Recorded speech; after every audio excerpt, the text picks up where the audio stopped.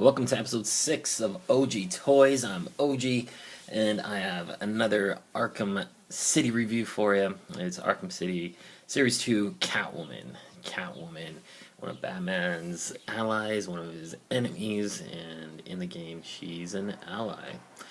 Now, she's brought to us by DC Direct. I'm taking a look at the figure. Very nicely done figure. The sculpt is phenomenal. There's so much detail on her uniform.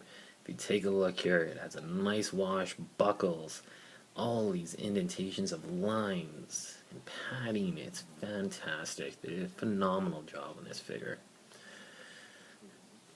Her whip attached to the hip, unfortunately, does not come off. I wish it was removable, and she would come with a removable whip. But unfortunately, she doesn't. She does come with this weird thing. I have no idea what this is. Some weird ball fetish thing. I have no idea. But it was impossible to get into this hand. Man, it was tough.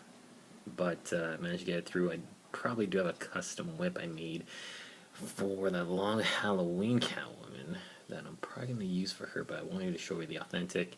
This is what you get straight out of the package kind of Catwoman. Well, like I said, the sculpt, unbelievable. Very well done. DC Direct did a phenomenal job in this entire series, really.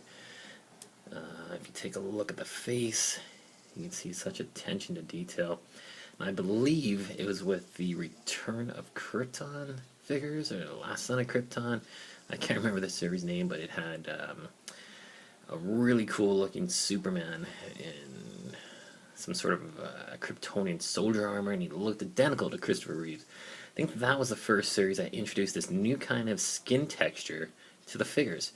It really gives them this lifelike look, similar to kind of like what Hot Toys do on their figures, but of course not to that great extent. But they do a great job in the figure. It brings out so much attention to the detail and lifelike features. Is fantastic.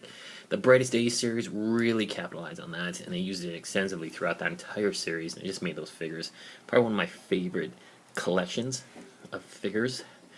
But for the Catwoman here, let's go into some of the details again. Unfortunately, she doesn't have the goggles that come down over the eyes. That would have been just a killer feature, but unfortunately they didn't add that on to this one. But that is quite alright. Basic articulation again. Ball jointed head, not much movement. It's pretty limited, but at least she can move her head side to side. Very minimal downward action and up as far as she goes. Arms. Literally, that is it. Kind of disappointed there. Doesn't have much range of movement in that shoulder. Hinge elbow, and got some swivel action at the wrist. T-crotch, as high as it goes. That is it. Bend at the knee, and you got the shin. Now, articulation is limited, but for me, DC Directs are figures that I basically put on my shelf. They look cool, and that's about it. Like I said, phenomenal figure sculpt-wise.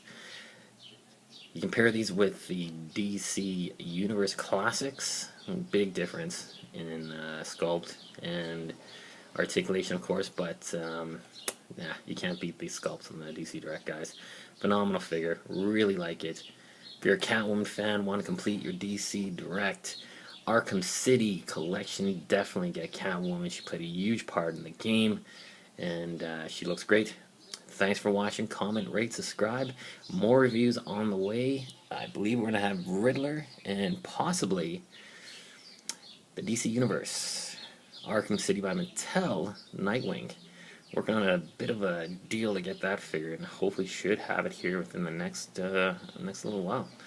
Alright, thanks for watching, guys. Take care.